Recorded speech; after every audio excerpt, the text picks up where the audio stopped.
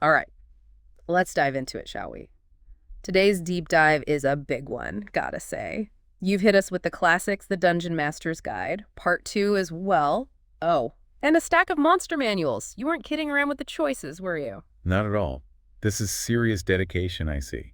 Someone's ready to craft some epic D&D campaigns. That's what I thought. This isn't just about learning the rules, is it? You want to get into the nitty-gritty, the how-to of DMing, different styles, all that good stuff. Exactly. And the fact that you've included both Dungeon Master's Guide I and II, that's telling. You're interested in the evolution of the game, the philosophy behind it, not just the mechanics. It's like you're saying, take my experience to the next level. That's the spirit.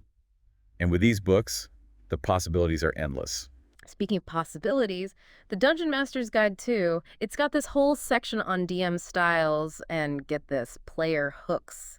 What's your take on that? Honestly, I think it's brilliant. New DMs, they often get bogged down in the rules, the maps, the minutia. Mm, They forget that at its heart, D&D is about the players. totally. It's about figuring out what makes them tick, what gets them invested. Is it the combat, the loot, the role-playing? Right. And the guide even categorizes these hooks, like accumulating cool powers, kicking butt, classic, brilliant planning. It makes you realize, as a DM, you can't just cater to one type. Well, you can, but But to get scale fast. exactly. Like, I love a good dungeon crawl as much as the next person, but if every session is just smash and grab, it's going to lose its luster. Absolutely. Variety is key. Think about it. You've got players who thrive on social encounters, on solving puzzles, on weaving intricate backstories. You've got to give them their time to shine too. That reminds me of this one campaign I ran. I'm a very role-play heavy DM myself. Give me a good intrigue session, a tense negotiation, that's my jam. Right. But this particular group, they were all about the action. Combat, combat, combat. Oh, I've had those groups. So what did you do? I had to adapt, push myself to design more dynamic combat encounters, interesting terrain, really make those battles sing. Gotta go. They loved it. And honestly, it pushed me outside my comfort zone as a DM, which I think is a good thing. It reminded me that you gotta be flexible, be willing to adapt to the players and the story you're telling together. 100%. And, this whole idea of flexibility, it ties directly into another key concept from the Dungeon Master's Guide too, takebacks. Oh, the dreaded takebacks, the can I take that back? Exactly. We've all been there, right? That moment where you make a decision as a player and instantly you're like, nope, that was a mistake. Can I roll again? Huh, right. But the guide makes this interesting point that how you handle those take-back moments, it can make or break the tone of your game. Yeah, they talk about different take-back policies from super strict, like what's done is done, to more lenient approaches. And each approach creates a different feel at the table. Strict, no takebacks, it raises the stakes, it can be really immersive, really intense, but But it requires a lot of trust, right? Between the players and the DM. exactly, you're basically saying, we're playing for keeps here. On the other hand, a more forgiving approach, it can create a more relaxed, collaborative atmosphere. More forgiving, you're saying. Right, it's less about punishing bad decisions and more about exploring the possibilities, which, depending on your group and the kind of story you're telling, can be fantastic. The key is to be intentional. Choose your take-back policy deliberately, and most importantly, communicate it to your players. Communication is key. Otherwise, you've got chaos, not the fun kind. Exactly. Now, speaking of things that can derail a game, and we've all seen it happen, metagaming. Ah, the dreaded metagaming. Letting information your character shouldn't know influence their actions. The ultimate immersion breaker. Right. And it's tough because as players, we want to be engaged. We want to use our knowledge. Right? But sometimes you have to separate what you know as a player from what your character knows. Oh, I had a near disaster with this once. Spent weeks crafting this intricate murder mystery, clues, red herrings, the whole shebang. Oh, no. And one of my players, he accidentally stumbles across a spoiler online. You kidding? Dead serious. And he's convinced he knows who the killer is from the get-go. Oh, that's rough. So what did you do? I had to improvise, subtly change some clues, added a few new twists. He never suspected a thing. That's impressive. The rest of the group, they were none the wiser. But it was a close one. It really highlights how delicate that balance is. Yeah. Sometimes a little gentle reminder is all it takes. Would your character know that? Is a question I often find myself asking. It's a good one. Gently nudging them back into that character headspace. Now let's shift gears a bit. From those in-the-moment decisions to something a bit grander. World building. Ah, yes. creating the world your adventures will explore. The Dungeon Master's Guide 2, it's got this fascinating section on societies and this concept of a law versus chaos spectrum. Right, right. And I think it's important to clarify, this isn't about good versus evil, is it? Not at all. It's a tool for establishing the feel of your world, the societies within it. Yeah. Think of it as a spectrum of order versus freedom. Okay, I like that. So on one end, you've got your heavily lawful regions, strict laws, rigid social hierarchies, maybe a powerful church dictating morality. Exactly. And that impacts how the characters navigate that region. It's not just about avoiding crime. It's about understanding the social contract. Right, the rules of the game, so to speak. And then, on the other end of the spectrum, you have your chaotic societies. Maybe it's a lawless frontier town, maybe a pirate haven where might makes right. Or even a city ruled by a council of wizards where magic holds sway over everything. Precisely. And that doesn't necessarily mean those societies are evil or unjust. It's different. Exactly. It's about creating a sense of diversity, of depth. It really does make you think about the possibilities, doesn't it? Yeah. And this law versus chaos spectrum, it's not just some abstract concept either. It has real implications for your encounters, even at the micro level. Oh, you mean like how the laws of a city might actually dictate what kind of shenanigans our party can get into? Exactly. Take that lawful city we were talking about, the one with the strict patrols and the codified justice system. Well, in that kind of environment, you might not have as many opportunities for a straight-up bar brawl. Right. Right. Too much law and order. You might have a lot of potential for intrigue, for subterfuge, maybe a heist even. Oh, I like where this is going. Right. Whereas that chaotic frontier town we mentioned, the one where disputes are settled with fists and steel, that naturally lends itself to more direct confrontations. So the environment itself almost becomes another character in a way. Absolutely. It's all connected. Yeah. Now, this brings us to encounter design, which is where things get really interesting for a DM. And looking at the Dungeon Master's Guide 2, it seems we're not just talking about throwing random encounters at the party until someone yells for a healing potion. Thank goodness for that. Although I do love a good dramatic, I need healing moment. But yeah, there's got to be more to it than that. Right. It's about creating an experience, not just a series of challenges. And the guide breaks encounters down into 3 core types: combat, interaction, and investigation. Okay, so it's not just about hack and slash. Give me an example. Let's say our party, they find themselves in that chaotic frontier town. Yeah. What then? Okay, perfect. Let's say they walk into the local saloon, and there's this tense standoff happening. 2 groups of prospectors arguing over a claim to a silver vein, right? Now, the obvious solution: throw some dice, have them fight it out, classic combat encounter. Yeah, that's the go-to for sure. But what if you weave in those other elements? Oh, like what? The players could try to negotiate a truce between these prospectors, test their interaction skills a bit, or maybe there's a rumor of a lost deed, a map, some piece of evidence that can settle the dispute peacefully. An investigation encounter. Exactly. So even within this one scenario, this one location, you've got this tapestry of possibilities. I like it. Keeps everyone on their toes. And this is where those monster manuals you provided come in handy. Oh yeah, we got a whole stack of them. But here's the thing. Don't just flip to the stat block for a creature that matches your party's level, right? Think about the monster's ecology, its behavior. How can you use that to create a truly memorable encounter? Okay, I'm intrigued. Give me an example. All right, let's talk gelatinous cubes. Classic. Right. Now, on its own, it's a decent obstacle, a threat to those low-level adventurers who haven't encountered one before. What do you mean my sword just went through it? Exactly. But now think about its nature. It's drawn to heat, to life energy. So it's not just mindlessly oozing around a dungeon. What if, and hear me out here, this gelatinous cube has oozed its way into a dungeon that also happens to house a fire elemental? Oh. Suddenly you've got this encounter where the environment itself is a threat, where the monster, the cube, might not even be the primary danger. It's just really clever. You've got the heat, the ooze. It's like a recipe for disaster. And a very memorable encounter. Now, speaking of things that can make or break a campaign, pacing. The Dungeon Master's Guide 2, it actually draws this interesting parallel to storytelling in other mediums. Oh. Tell me more. Think about your favorite movies, your favorite novels. They often follow this 3-act structure. Right. A setup where you introduce the characters and the conflict.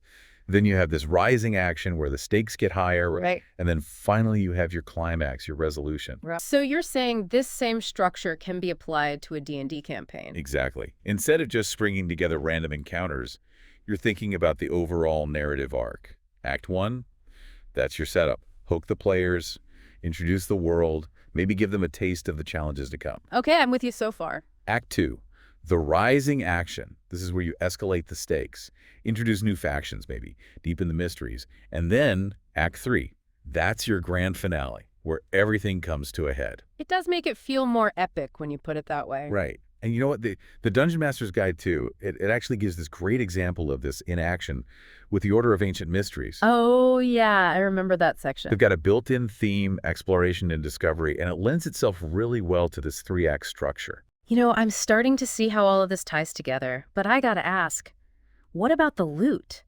Can't forget about the treasure. Of course not. The lifeblood of many an adventurer. The Dungeon Master's Guide has got that whole system for XP and treasure. But it's important to remember, those are tools, not just numbers on a page. So you're saying it's not just about showering my players with gold and magic swords after every encounter? Not necessarily. XP and treasure should serve a purpose. Okay, I'm listening. Take XP, for instance. It's not just about leveling up, right? It's a pacing mechanism. The pacing mechanism. It lets you control how quickly your players progress, make sure they're facing appropriate challenges, and not getting overwhelmed. Oh, that makes sense. So it's not just about the numbers going up, it's about... It's about the journey and the treasure itself. Instead of just a pile of gold, think about items with a story. You mean like those flavorful magic items we were talking about before? Exactly. Horseshoes of speed, a robe of useful items, things that spark the imagination.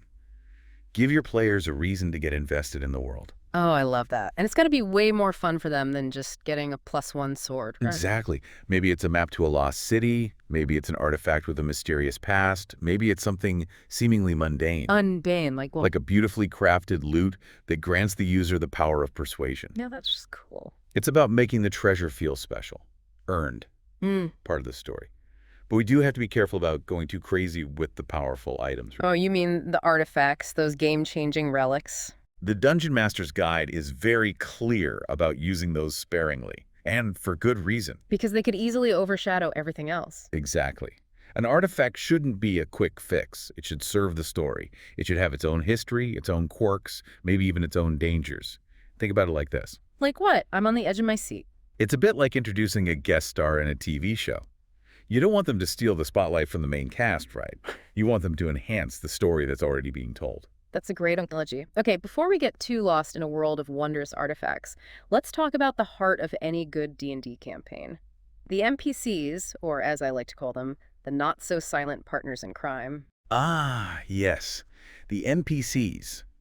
They populate our worlds, they drive our plots, and often they become just as memorable to the players as their own characters.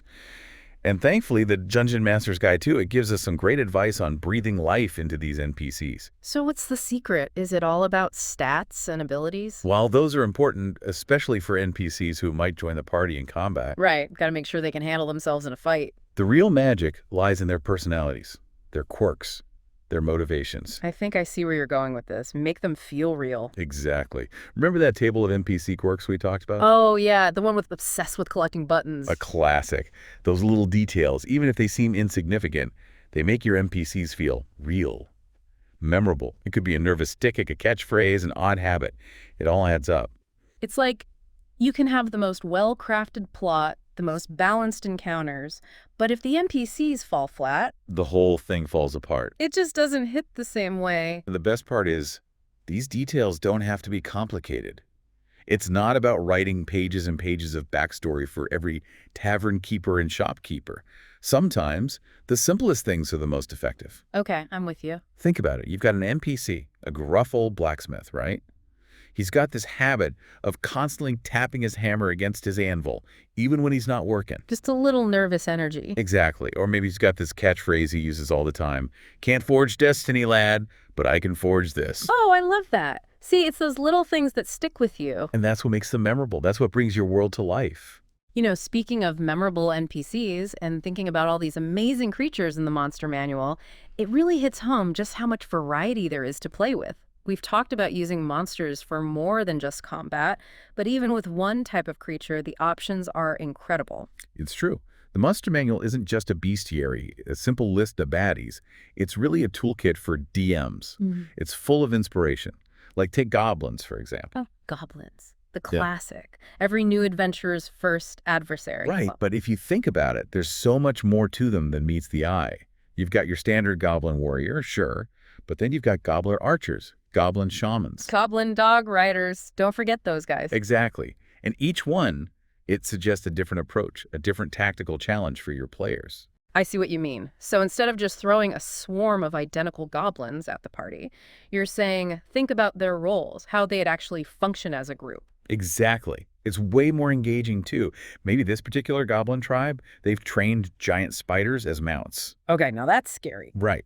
Or maybe their shaman has made some dark pact, got access to some weird, unpredictable magic. Suddenly, those goblins aren't so low level anymore, are they? Not at all. Each monster entry, it's like a jumping off point for your imagination. That's the beauty of it. And it's not just about tweaking the existing monsters here, right? The Dungeon Master's Guide, it encourages us to create our own homebrew creatures. Absolutely. It's part of the fun of DMing.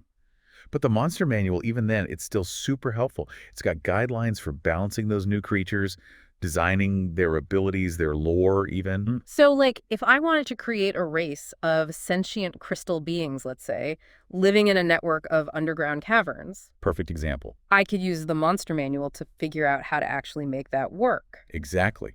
You can look at existing creatures as a starting point, borrow elements, tweak things. What's their armor class? What kind of attacks would they have? Do they have any special defenses? The monster manual, it walks you through it all. Man, that takes a lot of the pressure off, you know? You don't have to reinvent the wheel every time. Exactly. It's there to support you. Yeah. Now, on that note of support, something I've noticed trips up a lot of new DMs, and it's something I struggled with too. What's that? That balance between running the game by the book, Yeah. strictly adhering to the rules, and letting those really cool, spontaneous moments happen.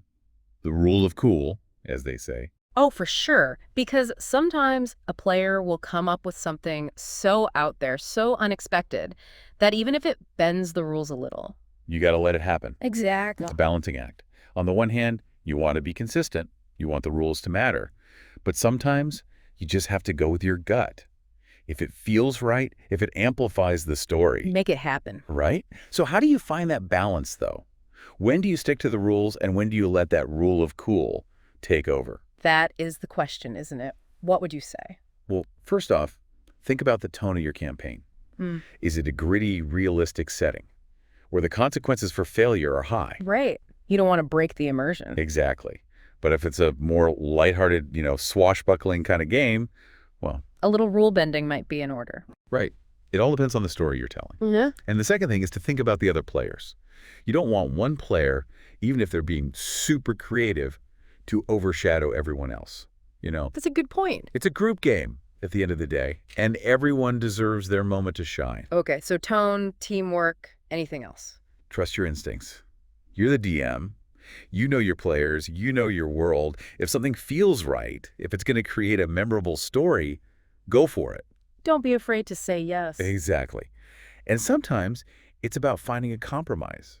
Maybe a player describes an action that's technically impossible by the rules. But it would be so cool if it worked. Right, so you give them a really challenging role, or you introduce some kind of consequence that adds to the drama. It's about being flexible, Yeah, and not being afraid to think outside the box a little. Precisely. Speaking of things that can disrupt the flow, we were talking about metagaming earlier. I do think it's worth revisiting. Metagaming. Yeah. You mean that thing where players use information their characters shouldn't know to influence their decisions? That's the one. It's so easy to slip into that mindset, especially for more experienced players, but it can really pull everyone out of the story. Oh, it totally ruins the immersion. Like, I had this one session, we were infiltrating this bandit camp, right? And one of my players, out of nowhere, just blurts out. Blitz out what? He says, okay, guys, remember, these bandits are weak to fire, so let's focus our attacks. Oh no, not at the table. I know, right? Total buzzkill. So how'd you handle it? I had to gently remind everyone to think from their characters' perspectives. Would your characters know that? It's all about those gentle nudges. Subtlety is key, because you don't want to make anyone feel bad, but... Right. It's a learning experience for everyone. Exactly. And that's really what it's all about, isn't it? Yeah. Learning and growing as both players and as DMs. Absolutely. We've covered a lot of ground in this deep dive, haven't we? We have. From those player motivations to encounter design to world building to even creating our own monsters. And throughout it all, I think the biggest takeaway, the thing I hope our listener really takes to heart, is that Well, don't leave us hanging. it's all about having fun. 100%. Embrace those unexpected moments, try different things as a DM, find your style, and most importantly, don't be afraid to let your imagination run wild. That's what D&D's all about. Who Yeah. knows? You might just create something amazing.